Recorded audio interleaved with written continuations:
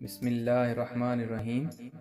تعصبات کی دنیا میں اپنی بات منوانا سب سے بڑی کامیابی ہے، اور ایمان کی دنیا میں اپنی غلطی کی اصلاح سب سے بڑی کامیابی ہے۔ جنت سے محروم ہر شخص بد نصیب ہے، مگر سب سے بڑا بد نصیب وہ ہوگا جو اپنی خواہشات اور تعصبات کو اپنا ایمان بنانے کی وجہ سے محروم ہوگا۔ دین کا جمال توازن میں ہے، اور دین کا کمال استقامت میں ہے۔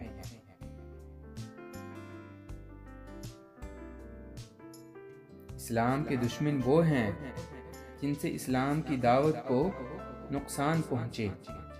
اس سے فرق نہیں پڑتا کہ وہ مسلمان ہوں یا غیر مسلم۔ جو ایمان تحقیق کی وادی سے نہیں گزرتا وہ اکثر گمراہی کی منزل کو جا نکلتا ہے۔ جو اعتقاد عمل کی وادی سے نہیں گزرتا وہ اکثر جہنم کی منزل کو جا نکلتا ہے۔